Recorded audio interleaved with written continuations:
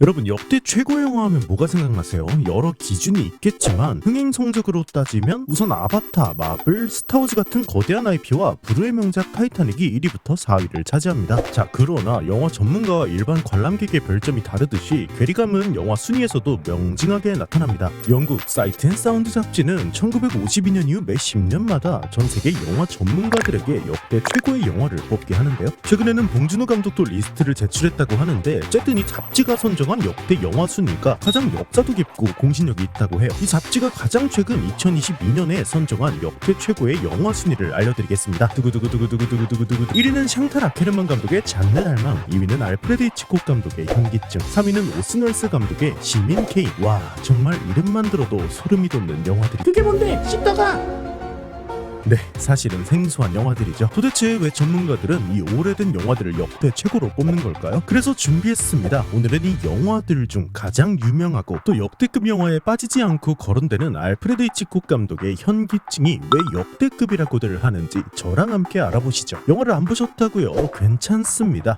내용도 간단하게 알려드릴 테니 편하게 감상만 하시면 됩니다. 자, 바로 줄거리부터 알아보죠. 경찰인 주인공 스카티가 범죄자를 쫓습니다. 그러다 지붕에서 미끄러지고 난간을 붙잡아 가까스로 목숨을 건지는데 바닥을 보니 아득한 높이의 현기증을 느끼는 스카티. 아, 존나 무섭네. 경찰 관둘까? 네, 진짜로 관뒀습니다. 개백수가 된 스카티에게 때마침 대학 동창 케빈이 한 가지 부탁을 하는데요. 와이프가 귀신에 울린 듯이 이상 행동을 한다며 그녀를 미행해 달라는 부탁이었죠. 그렇게 친구의 와이프 메들린을 미행하기 시작합니다. 메들린은 백화점에서 꽃다발을 사고요. 한 교회의 공동묘지에 들어가 누군가의 무덤에 꽃을 올려두었죠. 그녀가 떠나고 스카티는 무덤을 확인하는데 묘비엔 칼로타 발데스라는 여성의 이름이 쓰여 있습니다. 메들린이 다음으로 향한 곳은 한 미술관. 그녀는 한 그림만 뚫어져라 쳐다보고 있었습니다. 그녀가 백화점에서 산 꽃과 똑같은 꽃을 그 그림 속 소녀가 들고 있었죠. 스카티는 지배인에게 저 여자가 보고 있는 그림의 제목이 뭐냐 묻습니다. 그림의 제목은 바로 칼로타 발데스. 메들린은 이제 한 호텔로 향합니다. 그녀가 들어간 방을 따라 들어가 보는데 방 안엔 아무도 없었죠. 후에 도서관에서 몇십 년 전 실제로 칼로타 발데스라는 여성이 이 마을에 존재했었고 비극적인 죽음을 맞이했다는 이야기를 듣게 됩니다. 그렇다면 메들린에게 정말 칼로타 발데스의 영혼이 들어가기라도 한 걸까요? 다음날 그녀를 또다시 미행하는데 메들린은 바다 앞에서 잠시 생각하더니 갑자기 물속으로 몸을 던집니다. 스카티는 곧장 그녀를 구출해 그녀를 자기 집으로 데리고 옵니다. 스카티는 그녀에게 어떻게 된 일인지 묻지만 메들린은 며칠간 일을 하나도 기억하지 못했죠. 다음날 메들린이 먼저 스카티를 찾아옵니다. 그녀와 같이 숲속을 걷는데 메들린이 고통을 호소하더니 갑자기 자신은 죽어야 한다며 또다시 바다에 몸을 던지려는데 스카티가 그녀를 붙잡고 입을 맞추며 서로의 호감을 확인합니다. 스카티는 메들린이 정신병에 걸렸다 생각했습니다. 반복적으로 목숨을 끊으려는 그녀를 지키고 싶어졌죠. 사랑이 깊어져 가던 어느 날 메들린은 또다시 귀신에 울린 듯이 성당 꼭대기를 향해 뛰었고 스카티가 그녀를 쫓아 계단을 오르지만 또다시 고소공포증이 도졌고 결국 그녀의 죽음을 막아내지 못합니다. 경찰은 메들린의 죽음을 정신 이상에 의한 자살로 결론지었죠. 사건 이후 스카티는 죄책감과 그리움에 시달렸습니다. 결국 병원 신세까지 지게 되죠. 그런데 시간이 흘러 메들린과 똑같이 생긴 여자를 만나는 스카티. 그녀의 집을 불쑥 찾아갑니다. 그녀의 이름은 주디. 스카티는 메들린과 닮았다는 이유로 그녀에게 데이트를 신청합니다. 주디는 데이트를 수락하지만 스카티가 떠나고 오묘한 표정을 짓습니다. 과거 회상이 이어지고 진실이 밝혀지죠. 사실 주디는 스카티가 사랑했던 여자가 맞습니다. 주디가 교회 꼭대기에 오르자 미리 대기하고 있던 동창 케빈이 진짜 메들린을 창밖으로 밀어버렸죠. 이 모든 사건은 케빈이 메들린의 재산을 독차지하기 위해 꾸민 계획된 살인이었죠. 메들린과 비슷하게 생긴 주디를 고용해 자살을 시도해 정신 이상자를 흉내냈고 최종적으로 메들린을 죽일 때는 스카티가 따라오지 못하는 장소를 골랐죠. 결국 스카티의 증언으로 사건을 자살로 종결낼 수 있었습니다. 주디도 스카티를 사랑했기에 결국 다시 데이트를 하게 되지만 같은 목걸이로 인해 스카티에게 진실을 들키고 말죠. 스카티는 교회 옥상으로 주디를 끌고 가 그녀를 용서하며 현기증을 극복하지만 주디는 갑자기 나타난 수녀에게 놀라 도망치다 창문 밖으로 떨어져 허무하게 죽음을 맞이합니다. 스카티가 그녀가 떨어진 곳을 내려다보며 영화는 끝이 납니다. 자, 여러분 어떠셨나요? 역시 올타임 레전드 영화답게 재밌고 감동적이고 심장 쫄들하게 재미없네. 네, 맞습니다. 실제 개봉 당시에는 허무한 결말에 관객들은 혹평을 쏟아냈고 흥행에도 실패했죠. 하지만 희대의 역작은 나중에서야 재평가되는 법. 이제 이 영화가 왜 역대급 영화인지 같이 한번 알아봅시다. 사실 무언가가 역대 최고다라고 하려면 단지 그것이 얼마나 대단한가 보단 그것의 영향력을 생각해봐야 하죠. 알프레드 히치콕 감독은 70년이 더 지난 지금까지도 현대 영화에 엄청난 영향을 끼치고 있습니다. 특히 촬영술과 서스펜스 장르에 있어서 그 영향력이 더욱 두드러지죠.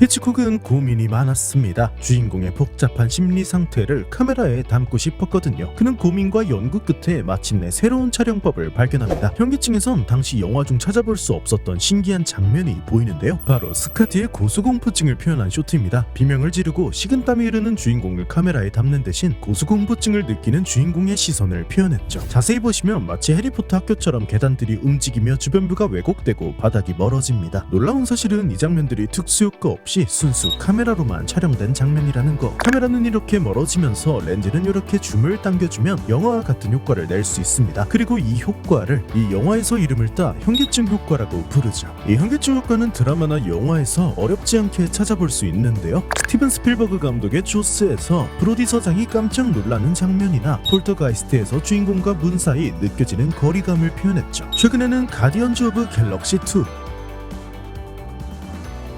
오징어 게임에서도 현기증 효과를 발견할 수 있습니다. 현기증 효과는 인물의 표정이나 말로 표현하기 어려운 감정을 전달하죠. 그렇게 관객들이 인물의 깊은 심리를 파악하게 됩니다.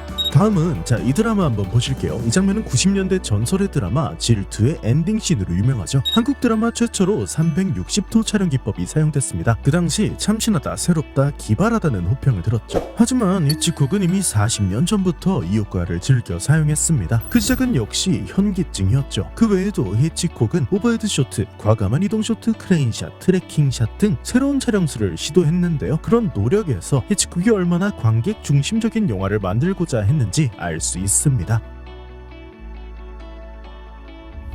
히치콕 하면 서스펜스, 서스펜스 하면 히치콕이라는 말이 있습니다. 히치콕은 서스펜스를 이렇게 정의했습니다. 네 사람이 포커를 하러 방에 들어가. 제가 영화 타짜의 한 장면을 빌려 설명드리죠. 도박판에서 고스톱을 치고 있는 남자. 그런데 사실 이 테이블 밑에는 폭탄이 설치되어 있습니다. 남은 시간은 단 1분. 주인공은 아무것도 모른 채 배팅만 이어갈 뿐이죠. 그렇게 시간은 흐르고 폭탄이 터지기 10초 전 마침내 돈을 따고 자리를 뜨는데 그때 상대방이 이렇게 말합니다. 짜장면 먹고 가.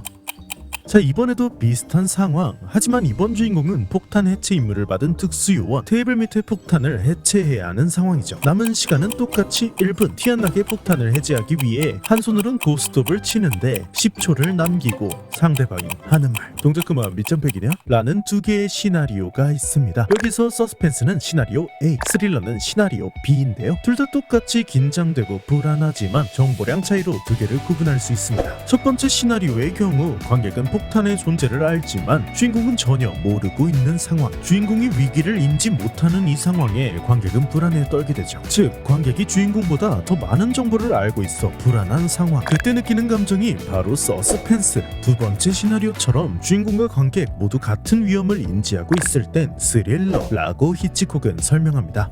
현기증에서도 이와 같은 서스펜스를 느낄 수 있는데요. 스카티가 매들린과 똑같이 생긴 주디를 발견하고 두 사람은 데이트를 약속하죠. 스카티가 떠나고 주디의 과거 회상으로 관객에게 미리 사건의 진실을 알려주는데요. 이때 미스테리는 해결되고 관객에겐 서스펜스가 남습니다. 이제 진실보다는 진실을 알게 된 스카티가 무슨 짓을 할지 불안하고 긴장하게 됩니다. 하지만 현기증에서는 서스펜스는 고작 마지막 30분 정도에서만 작용합니다. 때문에 영화 초반부 관객의 관심을 유도하기 위해 히치콕은 전반부에 한 가지 장치를 배치하는데요. 그것의 이름은 바로 영화 역사상 최고의 어그로 맥거핀이죠.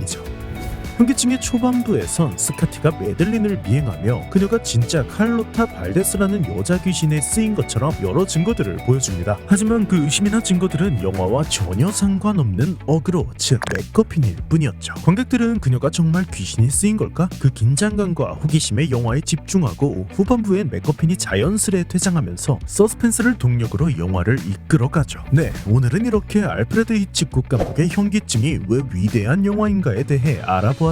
물론 오늘 다룬 주제 외에도 색감이나 메타포, 미장센, 음향 부분에서도 현기증은 뛰어난 영화로 평가받습니다. 히치콕이 영화사에 남긴 업적들은 고작 저 같은 유튜버 따위가 10분으로 요약하기엔 역부족이거든요. 히치콕은 항상 관객을 생각했습니다. 영화의 요소가 감독 영화가 아닌 감독 영화 그리고 관객으로 이루어졌다고 한 바 있죠. 우리가 지금에서야 흥분되고 손에 땀을 쥐는 개꿀잼 영화들을 볼 수 있는 이유, 그 중심에는 관객을 생각하는 히치콕의 노력과 현기증이라는 최고의 교환이 있기 때문입니다.